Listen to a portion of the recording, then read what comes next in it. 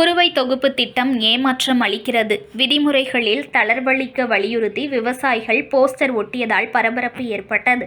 தமிழகத்தில் காவிரி கடைமடை பகுதியாக இருக்கக்கூடிய மயிலாடுதுறை மாவட்டத்தில் பம்பு செட் நீரை கொண்டு எப்போதும் முன்பட்ட குறுவை சாகுபடி செய்வது வழக்கம். இந்த ஆண்டு குறுவை சாகுபடிக்கு மேட்டூர் அணை திறக்கப்படாத நிலையில் மயிலாடுதுறை மாவட்டத்தில் மயிலாடுதுறை, குத்தாலம், சீர்காழி, தரகம்பாடி ஆகிய தாலுகா பகுதிகளில் பம்பு செட் நீரை கொண்டு 90,000 ஏக்கர் பரப்பளவில் குறுவை நெல் சாகுபடி செய்யப்பட்டு உள்ளது.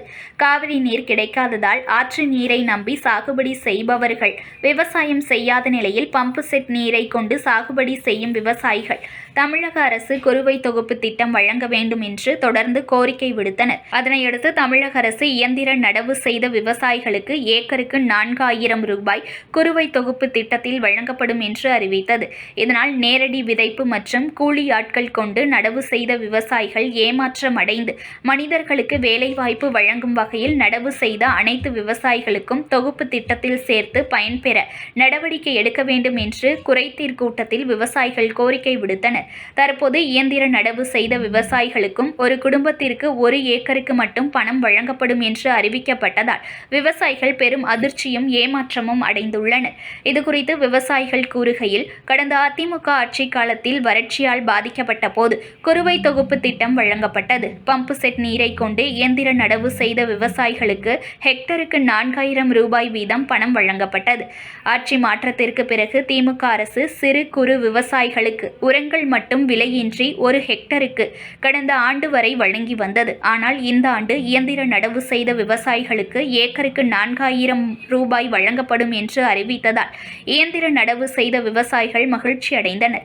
ஆனால் தற்போது ஒரு விவசாயிக்கு 1 ஏக்கருக்கு மட்டும்தான் குறுவை தொகுப்பு திட்டத்தில் 4,000 ரூபாய் பணம் வழங்கப்படும் என்று அறிவித்துள்ளனர். மயிலாடுதுறை மாவட்டத்தில் நடப்பாண்டு 90,000 ஏக்கர் சாகுபடியில் 35,000 ஏக்கர் பரப்பளவிற்கு மேல் இயந்திரம் மூலம் நடவு செய்யப்பட்டுள்ளது.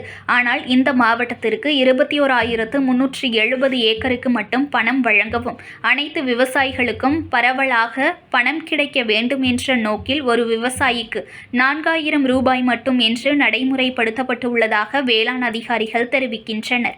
சிறு குறு விவசாயிகள் என்றாலே 3 ஏக்கர் அளவிற்கு நிலம் வைத்திருப்பார்கள்.